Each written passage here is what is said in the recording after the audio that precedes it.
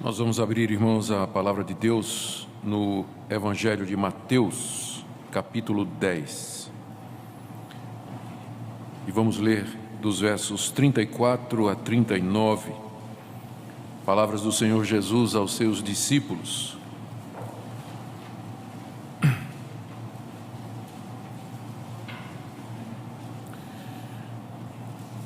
Mateus 10, 34 a 39. Não penseis que vim trazer paz à terra. Não vim trazer paz, mas espada. Pois vim causar divisão entre o homem e seu pai, entre a filha e sua mãe, e entre a nora e sua sogra. Assim os inimigos do homem serão os da sua própria casa. Quem ama seu pai ou sua mãe mais do que a mim, não é digno de mim. Quem ama seu filho ou sua filha mais do que a mim, não é digno de mim. E quem não toma a sua cruz e vem após mim, não é digno de mim. Quem acha a sua vida, perdê-la-á. Quem, todavia, perde a vida por minha causa, achá-la. Meus queridos, minha intenção nessa noite é expor as demandas que o Senhor Jesus Cristo faz aqui com relação aos seus seguidores.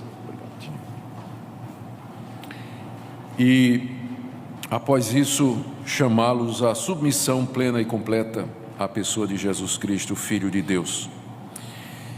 Eu acho que nem sempre nós entendemos o que é que significa ser cristão e seguir a Jesus Cristo. O pecado de tal maneira nos afetou a toda a raça humana e ao indivíduo como um todo, que não existe uma solução parcial ou indolor, por assim dizer, para o problema que o pecado causou. A solução de Deus é extremamente radical. E Cristo aqui apresenta essa solução de maneira clara. As demandas que Jesus Cristo faz aqui para as pessoas que se dizem cristãs ou que querem segui-lo, são demandas extremamente radicais. E eu acho que às vezes nós não estamos entendendo isso. Nós às vezes pensamos que ser cristão, ser evangélico, ser crente, é uma opção que você faz no meio de tantas outras tradições religiosas, e com frequência essa escolha é feita sem que nós tenhamos ideia do que é que representa de fato ser um seguidor de Jesus Cristo. Eu tenho para mim que se nós entendêssemos o que é que Jesus requer de nós, o número de seguidores de Jesus seria bem menor do que é. Bem menor do que é. É exatamente porque existe tantos conceitos errados a respeito do que é ser cristão ou de quem é Jesus Cristo, que é preciso sempre voltar a esses ensinos básicos do Senhor, para que nós estejamos seguros de que de fato queremos ser cristãos e o que está envolvido nisso tudo. Jesus disse estas palavras aos seus discípulos quando os mandou em missão. A missão começa aí no capítulo 10, verso 1. Jesus chama seus 12 discípulos, lhes dá autoridade para os expelir e curar toda sorte de doenças e enfermidades. E verso 5, ele os envia com as seguintes instruções. E aí vem uma série de instruções que o Senhor deu aos discípulos, à medida que eles iam de cidade em cidade, de vila em vila, pregando e anunciando o Evangelho. Ele lhes dá algumas admoestações sobre como deveriam se comportar, como deveriam se conduzir nas casas que os recebessem, os encoraja diante das dificuldades, e aqui no trecho que nós lemos, ele apresenta com clareza as demandas que serão exigidas não só dos 12 que ele está enviando, mas também daqueles que quiserem escutar a mensagem dos 12 e se tornar cristãos. São 3 demandas que Jesus faz aqui, nós queremos ver uma por uma. A primeira delas é que nós, se quisermos ser cristãos, nós temos que estar dispostos a sofrer por causa de Jesus. Devemos estar dispostos a sofrer por causa dele. Se nós estamos pensando que o cristianismo é uma religião que veio para nos livrar dos nossos problemas, nos trazer paz e tranquilidade e uma vida relativamente tranquila, nós estamos muito enganados. Porque aqui a primeira coisa que Jesus nos diz é que nós temos que estar dispostos a sofrer por causa dele. A razão, ele dá no verso 34, é que não devemos pensar que ele veio trazer paz à terra. Cristo não veio trazer paz à terra. Na verdade, ele diz aqui que ele veio trazer espada. Ele não veio trazer paz, ele veio trazer espada. O que ele não quis dizer com isso? Quando ele diz que não veio trazer paz, nós não estamos aqui querendo dizer que o Senhor Jesus não trouxe paz de nenhum tipo, porque na verdade ele trouxe paz entre nós e Deus, através do seu sacrifício na cruz, tendo pago a nossa culpa, sofrido o castigo que nos era merecido e justo, ele nos reconcilia com Deus e nós temos paz com Deus. E por causa disso nós também podemos ter paz com outras pessoas. Mas o alvo dele, quando ele disse que não veio trazer paz à terra, é que ele não veio da sua primeira vez, da sua primeira vinda, estabelecer aquele reino messiânico de paz que os judeus tanto ansiavam e que os profetas prometeram no Antigo Testamento. Ele não veio resolver todos os problemas do mundo, quando ele veio a esse mundo, a essa terra, 2000 anos atrás. Ele não veio pregar paz e amor, como os falsos profetas na época dos judeus e nos dias de hoje, que querem transformar Jesus no arauto da paz. As figuras que fazem de Jesus com a pombinha branca, aquele rosto emaciado, olhos azuis, não é? Aquele olhar assim, ele veio trazer paz. Esse não é o Jesus viril que o Novo Testamento apresenta. O Novo Testamento diz, como ele diz, não pensem que eu vim trazer paz, eu não vim resolver os problemas do mundo agora, eu não vim instalar um reino onde todos vão viver em harmonia, eu não vim acabar com as guerras e as polêmicas, não foi isso que eu vim fazer. Então essa é a primeira coisa que a gente tem que esclarecer a respeito de Cristo. Como eu disse, ele traz paz no sentido de que pelo seu sacrifício eu tenho paz com Deus e posso ter paz com outras pessoas, mas isso está longe, muito longe, de tornar Jesus uma espécie de pacificador ou uma pessoa que veio ao mundo para resolver todos os problemas do mundo e estabelecer um reino de paz. Pelo menos não foi isso que ele veio fazer agora. Ao contrário, ele diz, eu vim foi trazer espada. Eu vim foi trazer espada.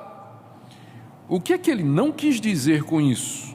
Quando Jesus disse que ele veio trazer espada, ele não está dizendo que veio fundar uma religião baseada na violência, como existem algumas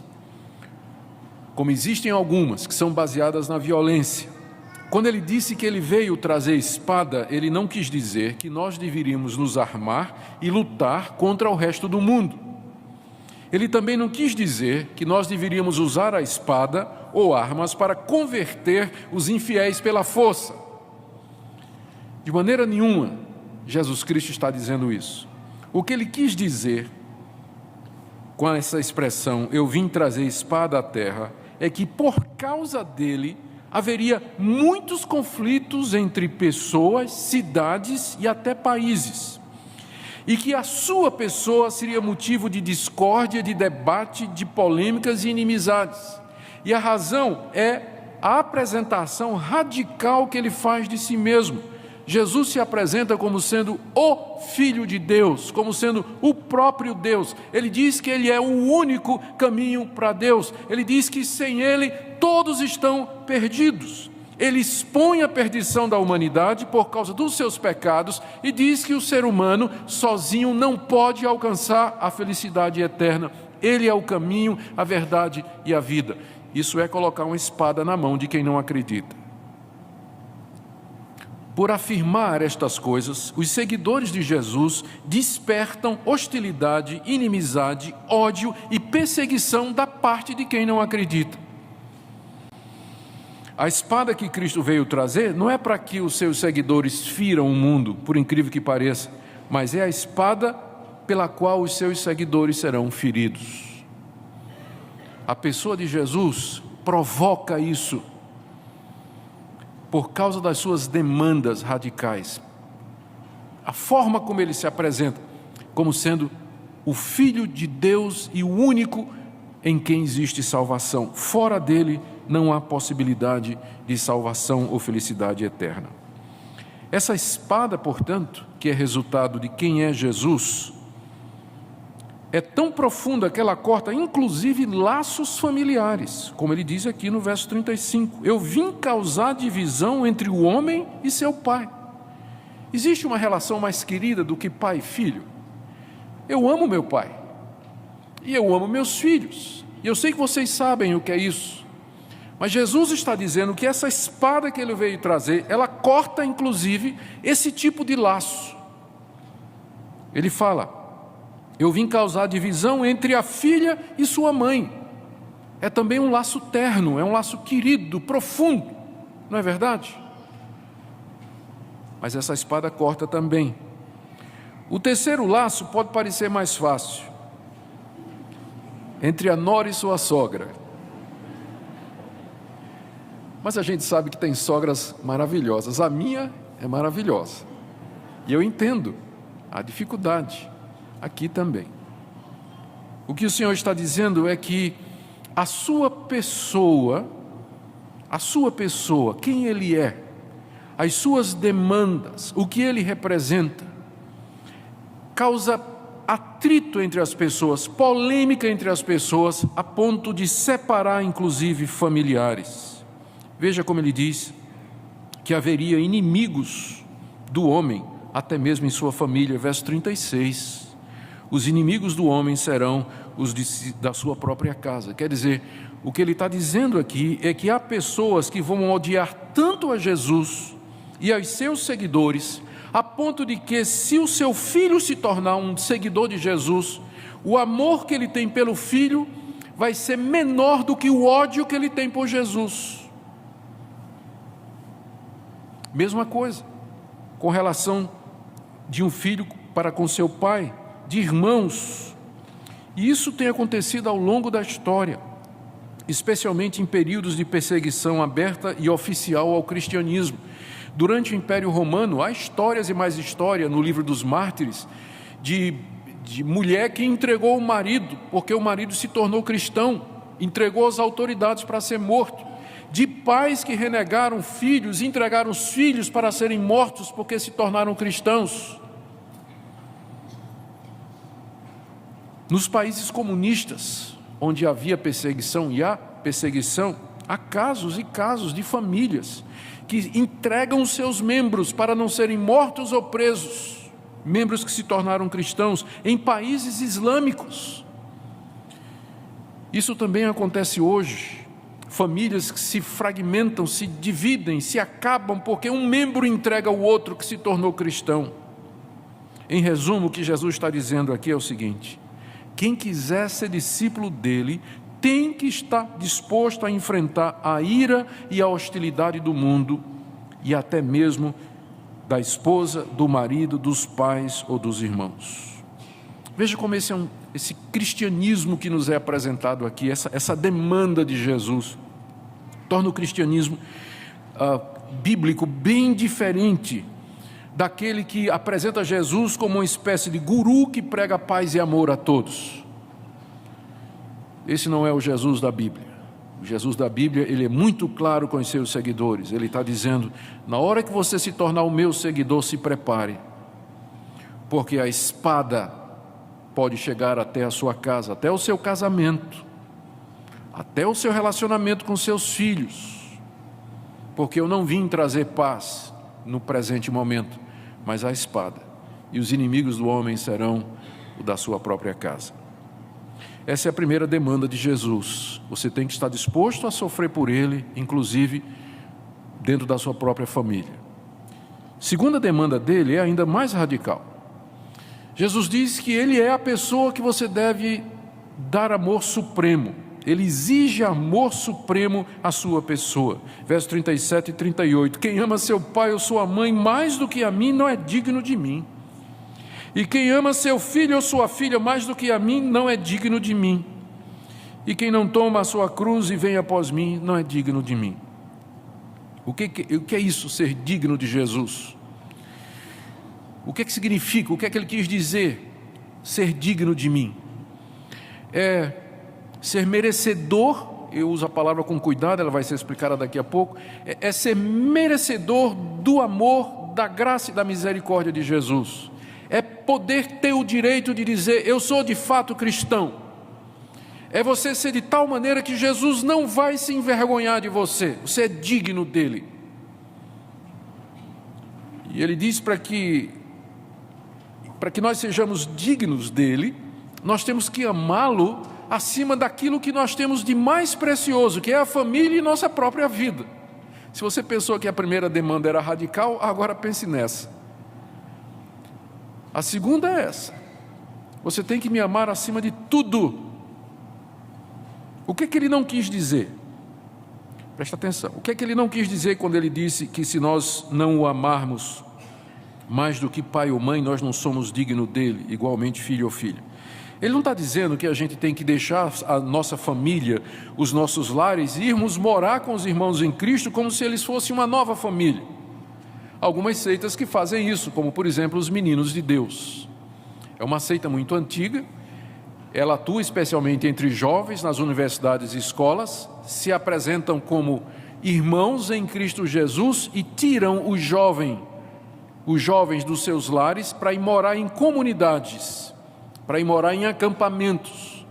O jovem, o moço, a moça, larga a família, larga o pai, mãe, estudos e vai morar com outros jovens em acampamentos, retiros que eles têm. É uma seita muito perigosa. Não é isso que Jesus está dizendo. Ele não está nos incentivando a abandonar nossa família, muito menos que negligenciemos as nossas obrigações com os familiares. Por exemplo, ele não está aqui encorajando você a se envolver tanto nas atividades da igreja que você esqueça as suas obrigações como esposa, como marido, como filho. Não é isso que ele está dizendo aqui. O que ele quer dizer com isso é que o nosso amor a ele, Jesus, deve superar qualquer outro amor que nós tenhamos, inclusive o amor aos parentes e familiares. Isso porque o nosso relacionamento com ele é superior aos laços familiares e terrenos. Isso é alguma coisa que nós precisamos entender muito claro. Esses laços terrenos aqui, familiares, eles um dia vão acabar. A relação pai e filho, mãe e filha, irmão e irmã, elas são pertencentes a essa vida aqui.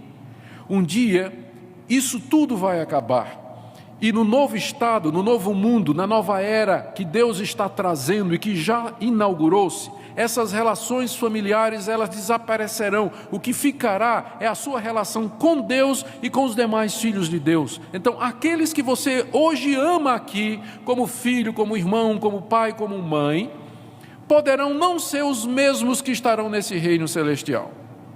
Se for, aleluia. Mas o que vai prevalecer na eternidade é a irmandade, é a família da fé. Veja como Jesus explicou isso numa ocasião, aqui no próprio livro de Mateus. Se você for mais adiante, no capítulo 12, 46 em diante. Falava ainda Jesus ao povo, e eis que sua mãe e seus irmãos estavam do lado de fora procurando falar.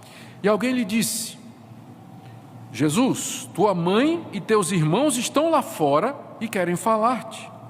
Porém Jesus respondeu ao que trouxeram o aviso: quem é minha mãe e quem são os meus irmãos?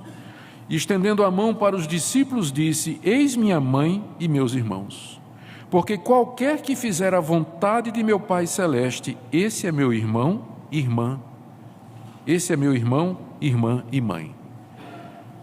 O Senhor Jesus disse que quem fizer a vontade do Pai, esse é o irmão, a mãe e a irmã dele, colocando em segundo lugar o relacionamento familiar, o laço familiar que ele tinha com a sua mãe e os seus irmãos terrenos. Isso quer dizer que é este o relacionamento que vai prevalecer. E é por isso que o Senhor Jesus Cristo disse: você tem que me amar mais do que você ama seu pai, sua mãe, seu filho e sua filha, porque essas relações haverão de passar, e a que vai permanecer por toda a eternidade é a relação que você tem comigo, Jesus, com Deus. O que ele está dizendo é que, se chegar a ocasião que tivermos de escolher entre a nossa família e Jesus Cristo, a decisão deve ser em favor de Jesus Cristo. Assim nos tornaremos dignos dele. Alguns exemplos práticos. Seu marido fez alguma coisa errada e o erro dele está sendo confrontado por algumas pessoas. Você é cristã, você é crente, discípula de Jesus. Você sabe que seu marido fez uma coisa errada e as pessoas estão confrontando. E você toma o lado do seu marido, mesmo ele estando errado, contra a verdade de Jesus Cristo. A quem você está amando mais? Você está amando mais o seu marido do que a Jesus Cristo. Você pode ficar do lado do seu marido e dizer: querido, você sabe que eu te amo de todo o coração, mas nesse ponto aqui você está errado. Você está errado. Eu vou estar do seu lado, vou estar contigo. Se você tiver que ir preso, eu vou com você para a cadeia, mas eu vou dizendo que você está errado. A verdade é essa. Vamos resolver isso, vamos admitir isso, vamos corrigir isso. Tem pessoas que, nesse particular, elas preferem ofender a Cristo e a verdade e ficar do lado do familiar. Ou, por exemplo, seu filho fez alguma coisa errada na escola. Isso é muito comum. Eu já vi casais que se dizem crentes ir na escola para defender que o filho bateu na professora. Porque é filho. Não está amando Jesus mais do que ao filho. Porque o certo é deixar o filho ser corrigido mesmo. Chegar para ele e dizer: filho, você sabe que nós amamos você. E nós vamos estar do seu lado sempre. Mas você está errado e você precisa ser corrigido. E você vai aceitar essa disciplina e essa correção. Às vezes nós defendemos os nossos por causa desses laços. Outra situação. Parentes seus se envolvem numa briga com os sócios da empresa e você sabe que os seus parentes estão errados, mas você toma partido do parente. Mesmo sabendo que eles erraram, eles fizeram a coisa errada toda, houve briga, muito comum, né? Briga de sócio. Você toma o partido dos parentes, mesmo sabendo que eles estão errados. Ou uma outra situação, eu estou imaginando situações, poderia ter aqui uma lista de umas 30 situações, né? Imagine a sua, eu estou fazendo algumas aqui. Imagine que os seus familiares pedem para você fazer um favor que ao final representa algo ilegal ou errado. Por exemplo, você é diretor de uma empresa que está fazendo um exame de seleção e o seu sobrinho está fazendo o exame. Aí chega a sua irmã e diz: irmão, dá um jeitinho aí, né? É teu sobrinho, afinal. Dá uma forcinha. Não é isso? As pessoas às vezes querem usar os laços familiares para nos levar a fazer coisas que são contra Jesus. Em resumo, o que ele está dizendo é o seguinte: quem quiser segui-lo tem que estar disposto a tomar a sua cruz. O resumo é esse aí. O resumo é esse aí do verso 38. Quem não tomar a sua cruz e seguir após mim não é digno de mim. A cruz era um instrumento de morte. Os condenados à morte, à cruz, morte de cruz naquela época, eles carregavam a cruz nas costas até o local da execução. Foi isso que fizeram o Senhor Jesus fazer até uma parte do caminho, até que o cireneu tomou a cruz de Cristo e levou. A figura aqui é que nós diariamente temos que morrer para nós mesmos e para nossa vontade e nos submeter a Jesus. É isso que significa tomar a cruz. Às vezes as pessoas dizem assim: essa doença é minha cruz. Não, doença não é isso o sentido de tomar a cruz. A cruz aqui é instrumento de morte, de você mortificar a você mesmo, a sua vontade, de você morrer para o seu eu, para que você possa seguir a Cristo, porque nada menos do que isso é exigido por Ele. Ele quer amor supremo, dedicação suprema, maior do que o amor à sua família e maior do que amor a você mesmo, que é o ponto seguinte. terceira demanda e a mais radical de todas. Verso 39. Quem acha a sua vida, perdê-la-á. Quem, todavia, perde a vida por minha causa, achá-la-á. Esse é um dos ensinamentos que Jesus mais repetiu. Ele aparece cerca de 6 vezes nos 4 evangelhos. O que ele quis dizer com isso? Quem acha a sua vida vai perdê-la. Achar a vida significa ser bem-sucedido aqui nesse mundo de acordo com os padrões do mundo. Significa você se realizar profissionalmente, satisfazer seus desejos, ter independência financeira, fazer tudo o que você quiser, de acordo com o que você quiser, e Deus não tem nada a ver com isso. E você não tem lugar para Jesus, dedicou sua vida toda a fazer isso. Você pensa que você ganhou a vida, mas no final você perdeu. Quem acha a sua vida, não é? Quem acha a sua vida, no sentido de você luta, procura, se esforça, busca as coisas que as pessoas consideram como sendo as mais importantes nessa vida. O que significa perdê-la? A melhor resposta para isso é a parábola que Jesus contou do rico insensato, está lá em Lucas, capítulo 12.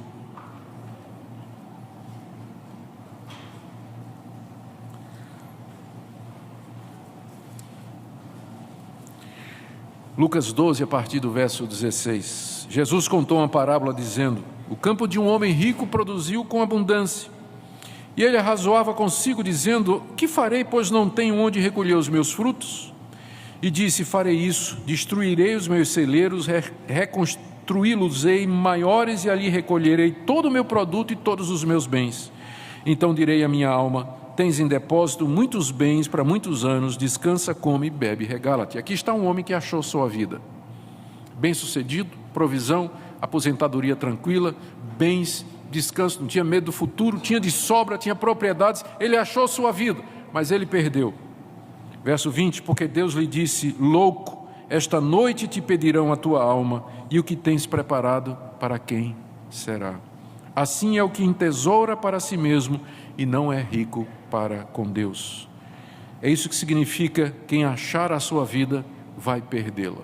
Ou seja, quem se dedicar nesse mundo, no tempo presente, a correr atrás destas coisas que são lícitas, veja, não são coisas erradas, são coisas lícitas, são coisas legais, são coisas boas, são coisas necessárias.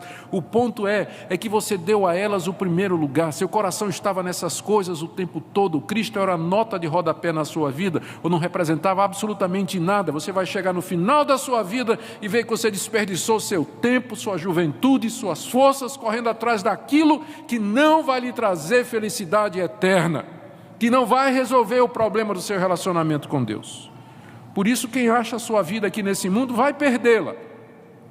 Mas quem perde a sua vida aqui nesse mundo por causa de Jesus, esse vai achá-la.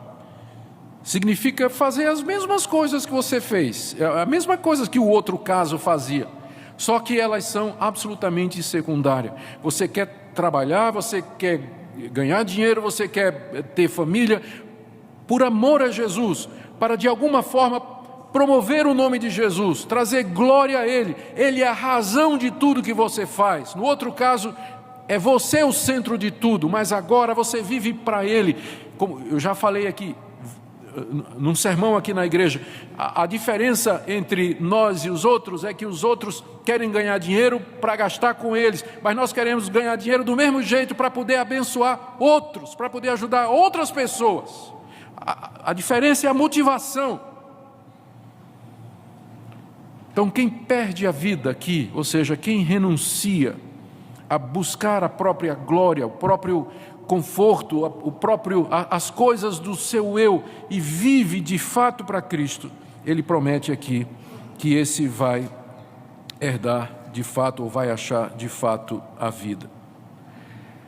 Em resumo, quem quiser ser discípulo de Cristo deve estar disposto a renunciar a si mesmo e tudo quanto tem por amor a Ele. Agora, já me encaminhando para o fim, com que direito Jesus Cristo exige isso? Quem é Ele para prometer essas coisas? Vamos pensar direito aqui, gente. O que é que nós temos aqui? Nós temos aqui um judeu chamado Jesus, filho de Maria, que viveu há 2000 anos atrás, que de repente se vira para um grupo de seguidores e diz o seguinte: você tem que me amar mais do que você ama a sua família. Ok?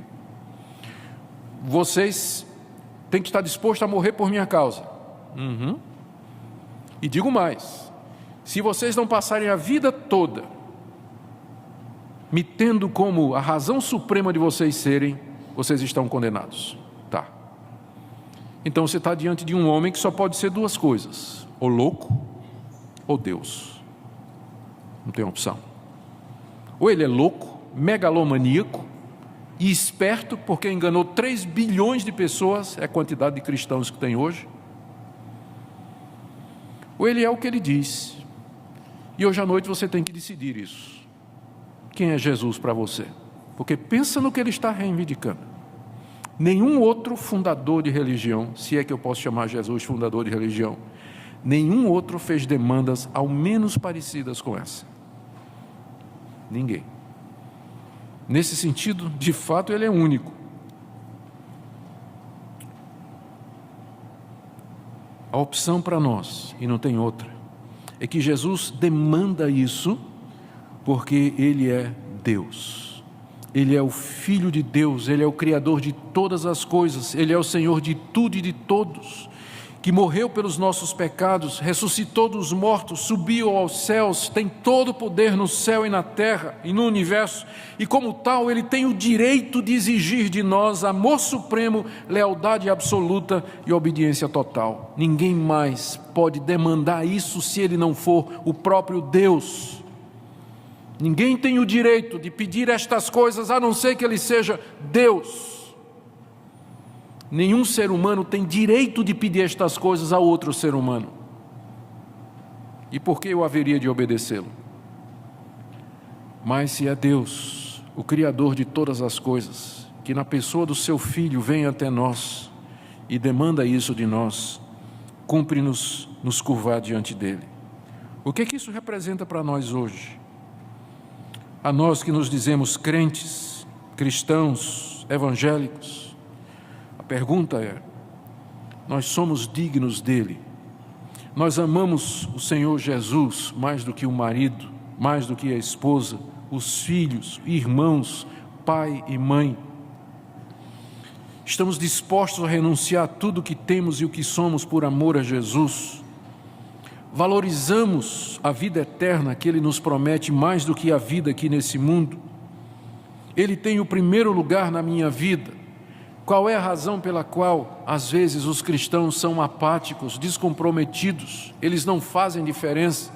Das duas, uma: ou porque nunca entenderam de fato quem é Jesus Cristo, ou porque entenderam, mas por alguma razão que vai desde a incredulidade até a covardia, eles não têm a disposição de assumir o que significa de fato ser cristão. Eu espero que você não esteja nessa relação nessa noite, mas o que eu quero nessa noite é convidar você a repensar a sua vida, a sua declaração de fé de que você é cristão. É mesmo?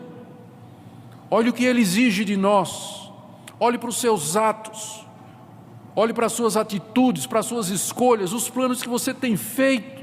Qual o lugar de Cristo nesses planos? Para que você quer ir para a universidade? Por que você quer um emprego? Por que você quer arrumar uma família? Por que você está correndo atrás destas coisas? Qual a razão? Qual o lugar de Cristo na sua vida? Se Ele tem o primeiro lugar na sua vida, onde está o tempo para você dedicar a Ele? Você lê a palavra dEle, gasta tempo em oração e comunhão com Ele, porque se nós amamos uma pessoa, nós queremos estar com ela, é claro. Mas eu quero que você examine sua vida nessa noite, que nessa noite você tome uma decisão: ou eu sou um discípulo de Cristo nos moldes que Ele é, ou então é melhor fazer como muitos fizeram, e eu espero que não seja necessário, virar as costas e ir embora. Quando eles entenderam, muitos entenderam o que Jesus disse. Está lá no Evangelho de João, que quando ele acabou de dizer quem ele era, o que ele queria, muitos viraram as costas e foram embora. Por isso que eu disse para vocês, se nós entendêssemos quem é Jesus, o número de seguidores dele seria bem menor. Porque porque ele nunca esteve interessado em números. Nós é que ficamos, né, preocupados, vamos encher a igreja. Jesus nunca teve, ele na verdade estava expulsando gente, né, botando gente para fora. Eu só quero que fique quem é mesmo, quem de fato me ama, quem entende. Esse eu quero, o verdadeiro adorador, não um consumidor do evangelicalismo brasileiro, mas eu quero um adorador, um discípulo de verdade. Se você está aqui nessa noite e você ainda não se dobrou diante de Jesus Cristo como Senhor e Salvador, eu queria convidá-lo a fazer isso nessa noite. Não deixe passar mais essa oportunidade que Deus lhe dá. Você acabou de ouvir a palavra de Deus, as demandas de Cristo, as promessas que Ele fez. Não há salvação de fato em nenhum outro. Ele é o Filho de Deus, Ele é o Salvador do mundo, e Ele lhe chama nessa noite para que você se curve diante dEle. Eu não estou pedindo para você dar uma chance a Jesus, como às vezes as pessoas fazem. Dê uma chance a Jesus, de jeito nenhum. Ele hoje à noite está lhe dando uma chance. Ele está lhe chamando hoje à noite pela palavra do Evangelho. E você deveria ouvir, porque nem sempre a porta vai estar aberta. Que nessa noite você tome a decisão de se curvar diante dEle e confessá-lo como Senhor, entregar sua vida a Ele e que Ele seja o amor maior da sua vida. Amém? Vamos ficar em pé e vamos orar.